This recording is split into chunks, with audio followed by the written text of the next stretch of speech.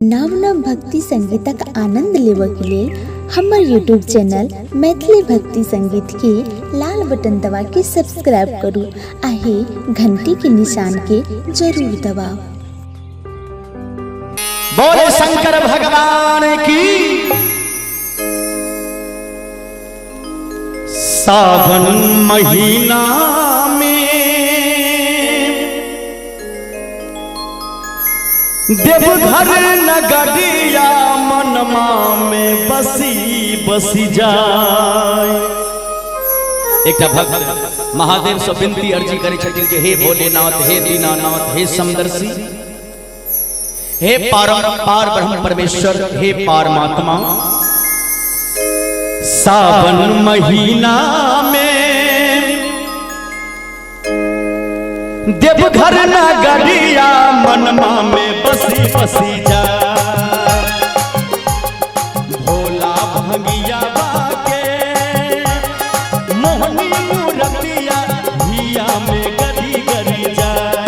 सावन महीना में, हे सावन महीना में मोहनी सूरतिया हिया में गरी गरी जाए। भोला भंगिया बाके, हे भोला भंगिया बाके मोहनी मूरतिया हिया में गरी गरी जाए। जय भोले।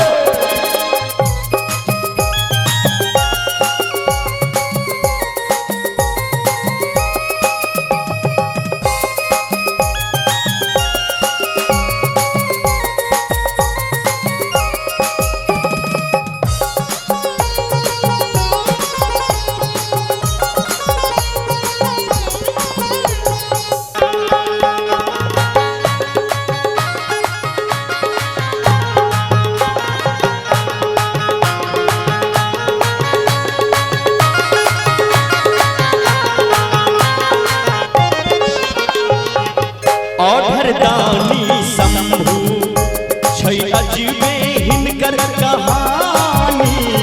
अपना ल भंगिया भिखारी, दोसर ल महादानी।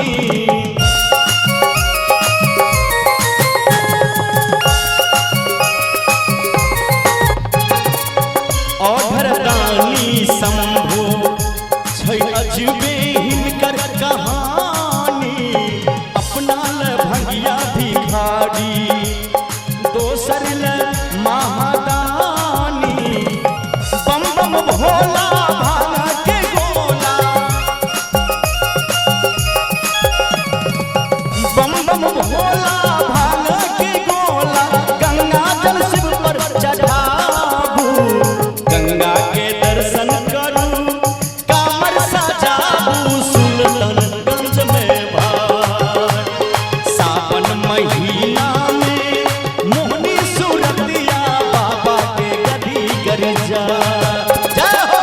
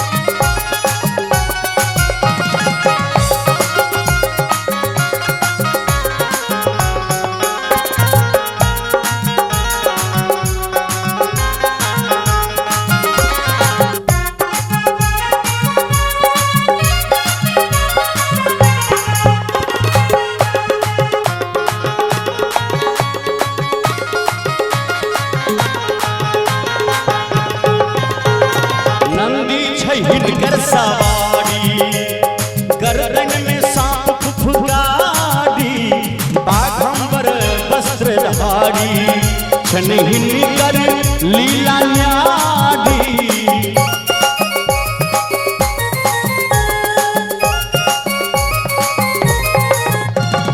नंदी छै हिनकर सवारी गर्दन में सांप फुफुकारी बाघंबर वस्त्रधारी छन हिनकर लीला न्यारी कैलाशवासी भोले दानी कैलाशवासी भोले दानी शिव शंभु त्रिपुरारी गीत हरे राम के गीत हरे राम के शंभु गवैया बाबा के भजन सुना गीत हरे राम के शंभु गवैया बाबा के भजन सुना सावन महीना में मोहनी सुरतिया बाबा के ही जा भोला भंगिया के हे मोहनी मुरतिया हिया में गरी गरी जा सावन महीना में जब घर नगरिया मनवा में बसी बसी जा सावन महीना में भोला सुरतिया हिया में गरी गरी जा सावन महीना में जब घर सुरतिया हिया में गरी गरी